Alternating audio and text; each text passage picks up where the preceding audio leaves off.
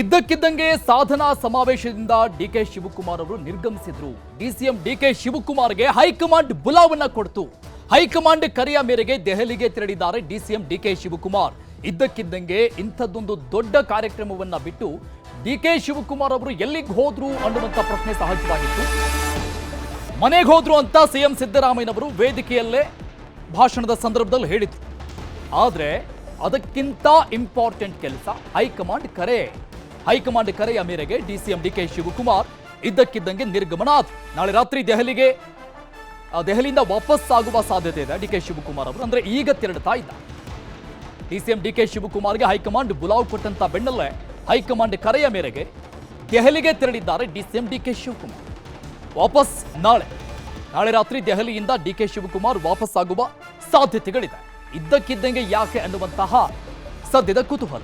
DCM DK Shivakumar ಅವರಿಗೆ high command ಇದ್ದಕ್ಕಿದ್ದಂಗೆ ಬುಲಾವ್ ಕೊಟ್ಟಿದ್ಯಾಕೆ? High command ಕರೆ ಬಂದ ತಕ್ಷಣ ಆ ಕಾರ್ಯಕ್ರಮದಿಂದ ಅವರು ಸಡನ್ ಆಗಿ ಎದ್ದು ಹೋಗಬೇಕಾದಂತ ಪರಿಸ್ಥಿತಿ ಬಂತು. ಹಾಗಾದ್ರೆ ಡೆಲ್ಲಿಗೆ ಡಿಕೆ ಶಿವಕುಮಾರ್ ಹೋಗಿದ್ಯಾಕೆ? ನಿಗಮ ಮಂಡಳಿ ಅಧ್ಯಕ್ಷರ ನೇಮಕಾತಿ ವಿಚಾರಕ್ಕೆ ಸಂಬಂಧಪಟ್ಟಂಗೆ ಚರ್ಚೆಗಾಗಿ ಕರೆಯಲಾಗಿದೆಯಾ? ಇನ್ನು ಪಾಯಿಂಟ್ ನಂಬರ್ 2, ಪರಿಷತ್ನ 4 ನಾಮನಿರ್ದೇಶಿತರ ಪಟ್ಟಿಯನ್ನು ಫೈನಲ್ ಮಾಡಲಾಗತ್ತಾ? ಇನ್ನು ಪಾಯಿಂಟ್ ನಂಬರ್ 3, ಸಚಿವ ಸಂಪುಟ ಪುನಾರಚನೆ ಚರ್ಚೆ ಮಾಡಲಾಗತ್ತೆ. ಪಾಯಿಂಟ್ ನಂಬರ್ 4, ಅನುದಾನ ಹಂಚಿಕೆ ಪರಿಣಾಮಗಳು. ಇನ್ನು 5, ಸೆಪ್ಟೆಂಬರ್ ಕ್ರಾಂತಿಯ ರಾಜಕೀಯ, ಅದಿನ್ನೂ ಕೂಡ ಮುಗಿದಂಥ ಅಧ್ಯಾಯ ಅಲ್ಲ.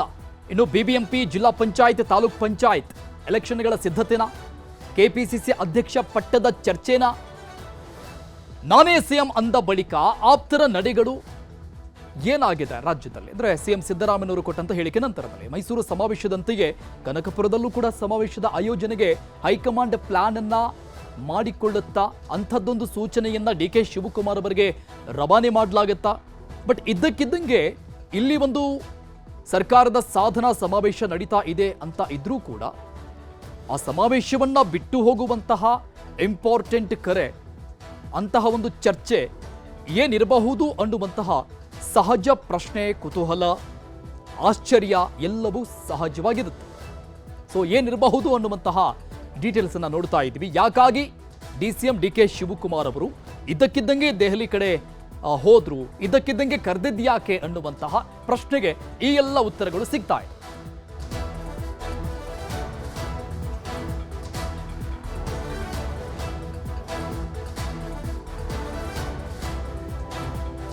ಮೈಸೂರಲ್ಲಿ ಬೃಹತ್ ಕಾರ್ಯಕ್ರಮ ನಡೀತಾ ಇತ್ತು ಇವತ್ತು. ಆ ಒಂದು ಸಾಧನಾ ಸಮಾವೇಶವನ್ನ ಮೊಟಕುಗೊಳಿಸಿ ಡಿಕೆ ಶಿವಕುಮಾರ್ ಅವರು ದೆಹಲಿಗೆ ಯಾಕೆ ಹೋದ್ರು ಅನ್ನುವಂಥ ಸಹಜ ಪ್ರಶ್ನೆಗಳು ಎಲ್ಲರನ್ನ ಕಾಡ್ತಾ ಇತ್ತು. ಅದಕ್ಕೆ ಒಂದು ಉತ್ತರ ಕೂಡ ಸಿಗ್ತಾ ಇದೆ. ಈ ಸಂಬಂಧಪಟ್ಟಂಗೆ ಇನ್ನಷ್ಟು ಡೀಟೇಲ್ಸ್ ಅನ್ನು ಕೊಡ್ತಾರೆ ನಮ್ಮ ಪ್ರತಿನಿಧಿ ಕಾರ್ತಿಕ್. ಲೈವ್ ನಲ್ಲಿ ಜಾಯ್ನ್ ಆಗ್ತಾ ಇದ್ದಾರೆ. ಕಾರ್ತಿಕ್, ಒಂದು ದೊಡ್ಡ ಕಾರ್ಯಕ್ರಮ ಸರ್ಕಾರದ ಮಟ್ಟಿಗೆ, ವಿಪಕ್ಷಗಳಿಗೆ ಎಲ್ಲ ರೀತಿಯ ಉತ್ತರವನ್ನ ಕೊಡುವಂತ ಕಾರ್ಯಕ್ರಮ ನಡೀತಾ ಇತ್ತು. ಬಟ್ ಇದ್ದಕ್ಕಿದ್ದಂಗೆ ಡಿಕೆ ಶಿವಕುಮಾರ್ ಅವರು ಅಂತಹ ಕಾರ್ಯಕ್ರಮವನ್ನ ಬಿಟ್ಟು ಹೋಗುವಂತಹ ಇಂಪಾರ್ಟೆಂಟ್ ಕೆಲಸ ಆದ್ರೂ ಏನಿತ್ತು ಅನ್ನೋದಕ್ಕೆ ಉತ್ತರಗಳು ಈಗ ಸಿಗ್ತಾ ಇದೆ. ಡೆಹಲಿಗೆ ಹೋದ್ರು ಅಂತ ಏನಿರಬಹುದು ಅಂತ ಅನ್ಸುತ್ತೆ? ಈ ಡೆಹಲಿ ಟೂರ್ನ ಇದ್ದಕ್ಕಿದ್ದಂಗೆ ಕರೆದಿರುವಂತಹ ಪರಿಣಾಮ ಏನು?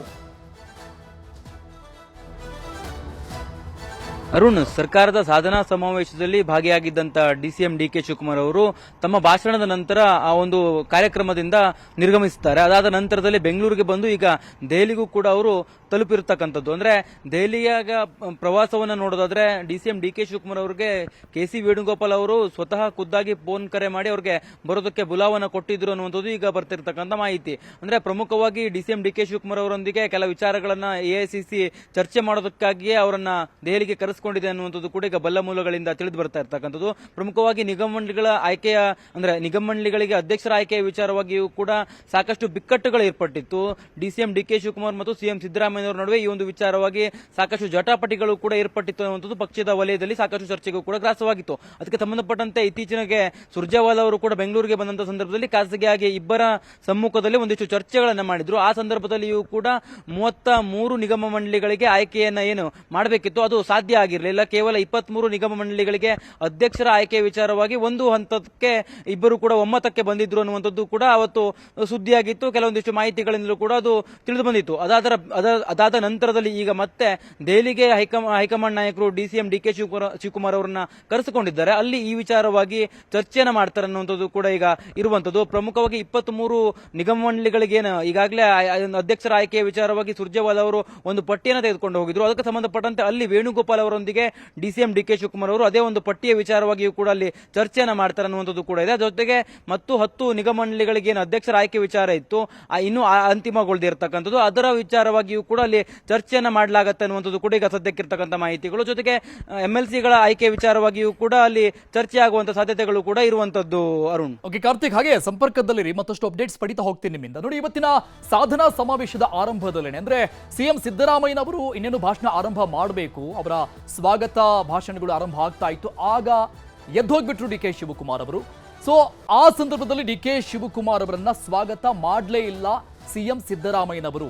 ಈ ಬಗ್ಗೆ ಅಲ್ಲಿನ ಅಧಿಕಾರಿಗಳು, ಸಂಬಂಧಪಟ್ಟಂತವರು, ಆಯೋಜಕರು ಆ ಬಗ್ಗೆ ನೆನಪು ಮಾಡಿದ್ರು CM ಸಿದ್ದರಾಮಯ್ಯನವರಿಗೆ.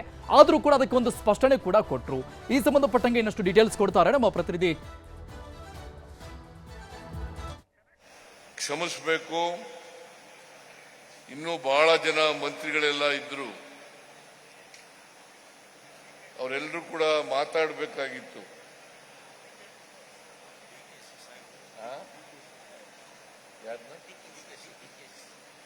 ಎಲ್ಲಿ ಇಲ್ವಲ್ರಿ, ಒಟ್ಟೋಗಿದ್ದಾರೆ, ಕೂತ್ಕೊಳ್ಳಿ.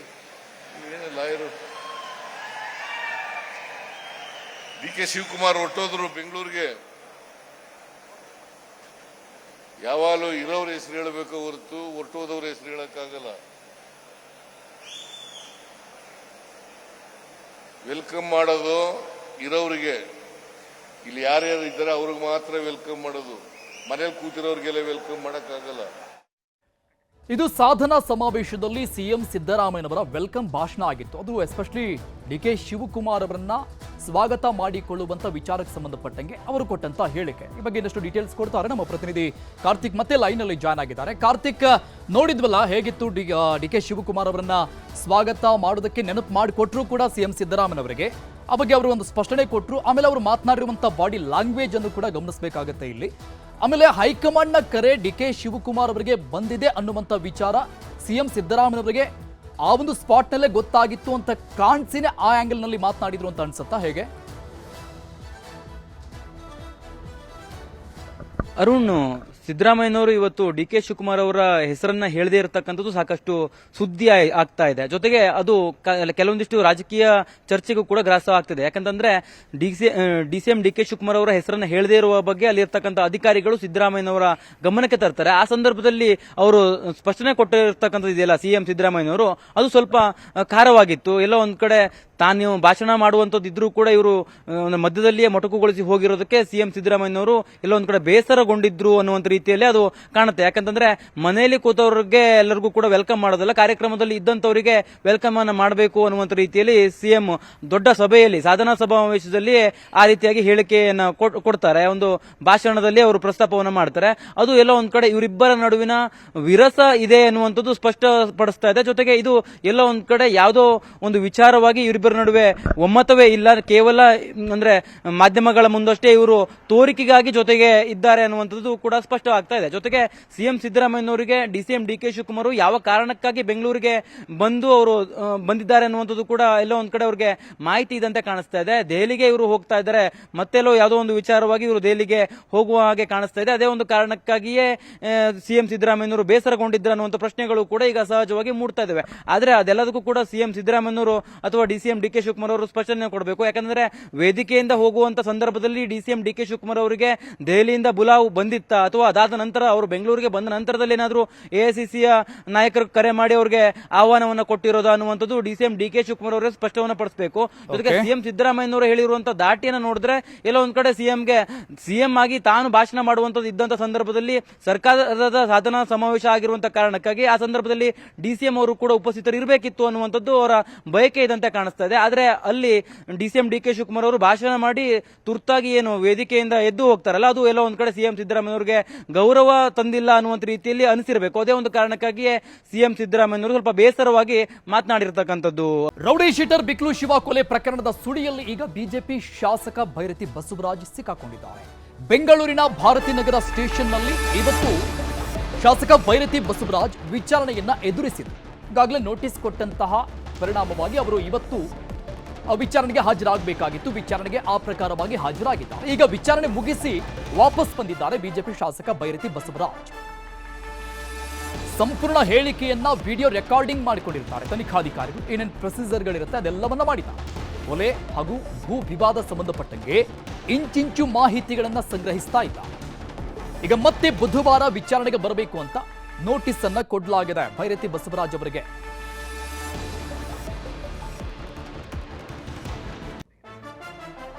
ಹಾಗಾದ್ರೆ ಇವತ್ತಿನ ವಿಚಾರಣೆಯ ಸಂದರ್ಭದಲ್ಲಿ ಯಾವೆಲ್ಲ ವಿಚಾರಗಳು ಅಂದ್ರೆ ಯಾವೆಲ್ಲ ಪ್ರಶ್ನೆಗಳು ಮುನ್ನೆಲೆಗೆ ಬಂತು, ಅಧಿಕಾರಿಗಳು ಕೇಳಿರುವಂತಹ ಪ್ರಶ್ನೆಗಳೇನು, ಇದಕ್ಕೆ ಶಾಸಕರ ಉತ್ತರಗಳು ಏನಾಗಿತ್ತು ಅನ್ನೋದನ್ನ ಡೀಟೇಲ್ ಆಗಿ ನೋಡ್ತಾ ಹೋಗೋಣ.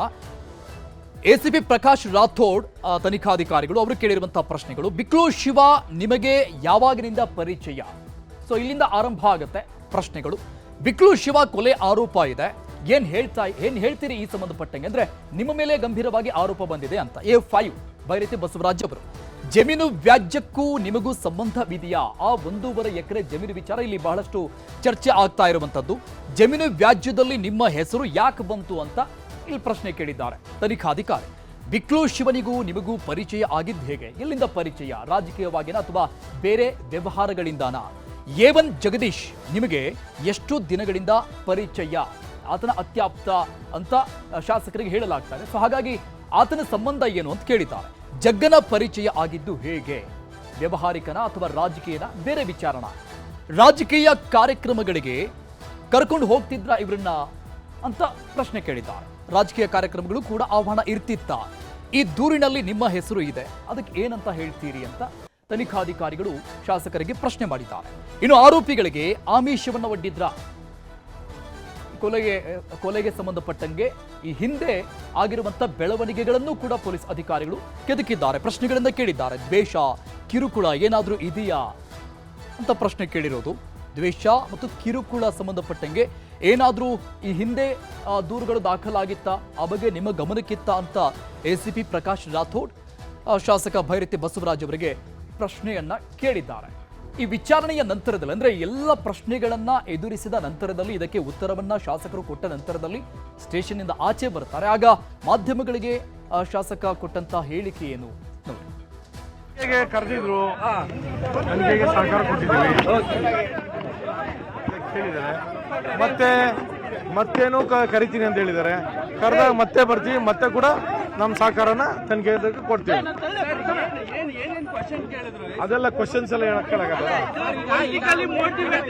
ನೋಡಿ, ಹೌದು, ಅದಂತೂ ನಮ್ಮ ಪಾತ್ರ ಏನಿಲ್ಲ ಅಂತ ನಾನು ಹೇಳಿದ್ದೀನಿ, ತನಿಖಾಧಿಕಾರಿಗಳು ಹೇಳಿದ್ದೀನಿ, ಅವ್ರ ಮುಂದೆ ಹೇಳಿದ್ದೀನಿ.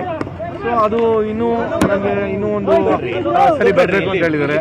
ಅದು ಅವತ್ತು ಕೂಡ 23ನೇ ತಾರೀಕು ಅಂತ ಬುಧವಾರ, ಅವತ್ತು ಕೂಡ ಬರ್ತೇನೆ. ಬಂದು ಅವತ್ತು ಈಗ ಕೇಳ್ತೀವಿ, ಅವತ್ತು ಕೂಡ ನನ್ನ ಅನಿಸಿಕೆಗಳನ್ನ ಹೇಳ್ಬೇಕಾಗ್ತದೆ. ಸೊ ಅದನ್ನ ಹೇಳ್ತೀನಿ. ಜಗದೀಶ್ ಪರಿಚಯ ಇಲ್ಲ, ಏನೂ ಇಲ್ಲ. ರೌಡಿ ಶೀಟರ್ ಬಿಕ್ಲು ಶಿವ ಕೊಲೆ ಕೇಸ್ನಲ್ಲಿ 5 ಜನ ಆರೋಪಿಗಳ ವಿಚಾರಣೆ ನಡೀತಾ ಇದೆ. ಎಷ್ಟೇ ವಿಚಾರಣೆ ಮಾಡಿದ್ರೂ ಕೂಡ ಈ 5 ಜನ ಬಾಯಿ ಬಿಡ್ತಾ ಇದೆ. ಈಗ ಮುಂದುವರೆದ ಭಾಗ ಅನ್ನುವಂಥ ರೀತಿಯಲ್ಲಿ ನಿರೀಕ್ಷಣಾ ಜಾಮೀನಿಗೆ ಅರ್ಜಿ ಹಾಕೊಂಡಿದ್ದ A1 ಆರೋಪಿ ಜಗದೀಶ್. ಈ ಪ್ರಕರಣದ A1 ಜಗದೀಶ್ ನಿರೀಕ್ಷಣಾ ಜಾಮೀನಿಗೆ ಅರ್ಜಿ ಹಾಕಿಕೊಂಡಿದ್ದ. ಆದರೆ ಎಷ್ಟೇ ವಿಚಾರಣೆ ನಡೆಸ್ತಾ ಇದ್ರೂ ಕೂಡ ಯಾವುದೇ ಮಾಹಿತಿಗಳು ಹೊರಗೆ ಬರ್ತಾ ಇಲ್ಲ. ಬಿಕ್ಲು ಶಿವ ಕೊಲೆ ಕೇಸ್ನಲ್ಲಿ 5 ಜನ ಆರೋಪಿಗಳ ಅರೆಸ್ಟ್ ಮಾಡಲಾಗಿದೆ. ಆರೋಪಿಗಳನ್ನ ವಿಚಾರಣೆ ನಡೆಸಲಾಗ್ತಾ ಇದೆ. ಬಟ್ ಯಾವುದೇ ರೀತಿಯಾದಂಥ ಯೂಸ್ ಆಗ್ತಿಲ್ಲ, ಯಾವುದೇ ಮಾಹಿತಿಗಳನ್ನು ಬಿಟ್ಟುಕೊಡ್ತಿಲ್ಲ.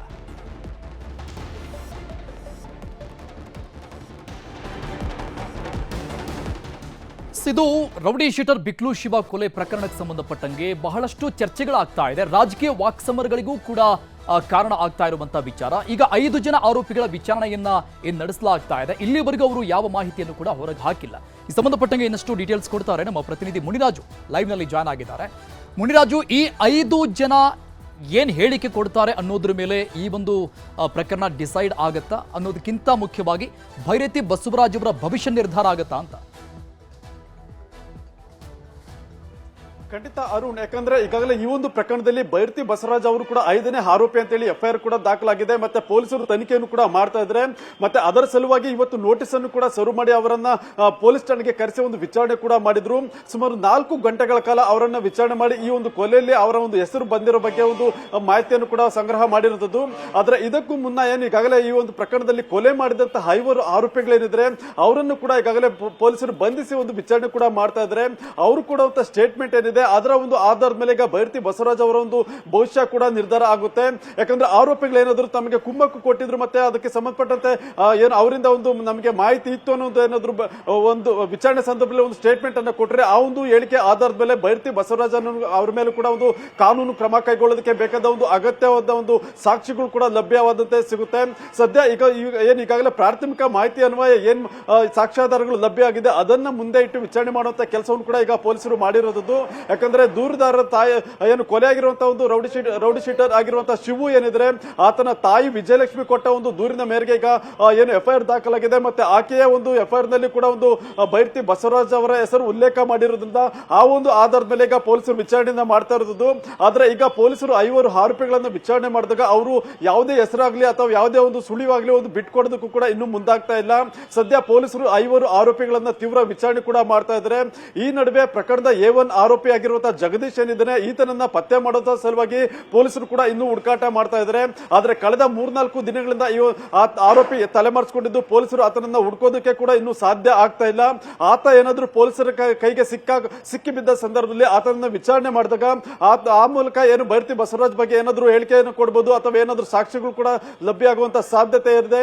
ಆ ಸಲುವಾಗಿ A1 ಆರೋಪಿಯನ್ನ ಪತ್ತೆ ಮಾಡುವಂತ ಕೆಲಸವನ್ನ ಪೊಲೀಸರು ಇನ್ನೂ ಕೂಡ ಮಾಡ್ತಾ ಇದ್ದಾರೆ. ಅರುಣ್, ಓಕೆ, ಮುನಿರಾಜ್, ಈಗ 1.5 ಎಕರೆ ಜಮೀನು ವ್ಯಾಜ್ಯದ ವಿಚಾರವನ್ನ ಇಲ್ಲಿ ಪ್ರಸ್ತಾಪ ಮಾಡಿದ್ದಾರೆ ತನಿಖಾಧಿಕಾರಿ ರಾಥೋಡ್ ಅವರು. ಅಂದ್ರೆ ಭೈರತಿ ಬಸವರಾಜ್ ಅವರು ಇವತ್ತು ವಿಚಾರಣೆಗೆ ಬಂದಂತಹ ಸಂದರ್ಭದಲ್ಲಿ ಬುಧವಾರ ಮತ್ತೆ ವಿಚಾರಣೆಗೆ ಬರಬೇಕು ಅಂತ ಸೂಚನೆ ಕೊಟ್ಟಿದ್ದಾರೆ. ಐ ಥಿಂಕ್ ಬುಧವಾರ ಏನಾದರೂ ಡಾಕ್ಯುಮೆಂಟ್ ಸಾಕ್ಷಿಗಳನ್ನು ತಂದು ಕೊಡುವಂತ ಸಾಧ್ಯತೆಗಳಿದೆಯಾ? ಅರುಣ್, ಯಾಕಂದ್ರೆ ಈ ಒಂದು ಪ್ರಕರಣ ಏನಿದೆ ಇದು ಕೊಲೆ ಪ್ರಕರಣ ಆಗಿರೋದ್ರಿಂದ ಈ ಒಂದು ಕೊಲೆಗೆ ಕಾರಣ ಏನು ಭೂ ವಿವಾದಕ್ಕೆ ಸಂಬಂಧಪಟ್ಟಂತ ಒಂದು ವಿಚಾರಗಳೇ ತಿಳಿಗ ತನಿಖೆಯಿಂದ ಗೊತ್ತಾಗಿರುವಂತದ್ದು. ಮತ್ತೆ ದೂರುದಾರರು ಕೂಡ ಅದನ್ನೇ ಉಲ್ಲೇಖ ಮಾಡಿ ಕೂಡ ಕಂಪ್ಲೇಂಟ್ ಅನ್ನ ಕೊಟ್ಟಿರುವಂತದ್ದು. ಆದ್ರಿಂದ ಆ ಒಂದು ಭೂಮಿಗೆ ಸಂಬಂಧಪಟ್ಟಂತ ದಾಖಲೆಗಳನ್ನ ಕೊಡಬಹುದು. ಅದು ಮೊದಲಿಗೆ ಯಾರು ಪರ್ಚೇಸ್ ಮಾಡಿದ್ರು ಮತ್ತೆ ಯಾರ ಹೆಸರಲ್ಲಿ ಅದು ರಿಜಿಸ್ಟರ್ ಆಗಿತ್ತು, ನಂತರ ಯಾರು ಅದಕ್ಕೆ ಅತಿಕ್ರಮಣ ಪ್ರವೇಶ ಮಾಡಿದ್ರು ಅಂತ ಹೇಳಿ ಕೂಡ ಅದರಲ್ಲಿ ಮೆನ್ಷನ್ ಆಗಿರುತ್ತೆ. ಮತ್ತೆ ಇದಕ್ಕೂ ಮುನ್ನ ಅಂದ್ರೆ ಫೆಬ್ರವರಿ ತಿಂಗಳಿನಲ್ಲಿ ಏನು ಕೊಲೆ ಆಗಿರುವಂತಹ ರೌಡಿ ಶೀಟರ್ ಶಿವನೇ ಒಂದು ದೂರನ್ನ ಕೊಟ್ಟಿರ್ತಾರೆ. ಆ ಒಂದು ಭೂಮಿಯನ್ನ ನಾನು ಪರ್ಚೇಸ್ ಮಾಡಿದ್ದೆ ಮತ್ತೆ ಅದು ನನ್ನ ಹೆಸರಲ್ಲಿತ್ತು, ಅದಕ್ಕೆ ಅತಿಕ್ರಮಣ ಪ್ರವೇಶ ಮಾಡಿ ಈ ಒಂದು ಲ್ಯಾಂಡ್ ಅನ್ನ ಬಿಟ್ಕೊಡ್ಬೇಕು, ನಮ್ಮ ಏರಿಯಾದಲ್ಲಿ ಲ್ಯಾಂಡ್ ಖರೀದಿ ಮಾಡಿ ವ್ಯವಹಾರ ಮಾಡಬಾರ್ದು ಅಂತೇಳಿ ಒಂದು ಜಗದೀಶ್ ಇಂದ ಬೆದರಿಕೆ ಬಂದಿತ್ತು. ಮತ್ತೆ ಈ ಒಂದು ಸಂದರ್ಭದಲ್ಲಿ ಭೈರತಿ ಬಸವರಾಜ್ ಅವರು ಕೂಡ ಇದರಲ್ಲಿ ಇದ್ದಾರೆ ಅಂತೇಳಿ ಒಂದು ದೂರನ್ನು ಕೂಡ ಕೊಡ್ತಾರೆ. ಆ ಒಂದು ಸಂದರ್ಭದಲ್ಲಿ ಅದನ್ನ ಪೊಲೀಸರು NCR ಅನ್ನ ದಾಖಲು ಮಾಡಿಕೊಂಡಿದ್ರು. ಆದ್ರೆ ಅದರಲ್ಲಿ ಭೈರತಿ ಬಸವರಾಜ್ ಹೆಸರು ಕೂಡ ಕೈ ಬಿಟ್ಟಿರ್ತಾರೆ.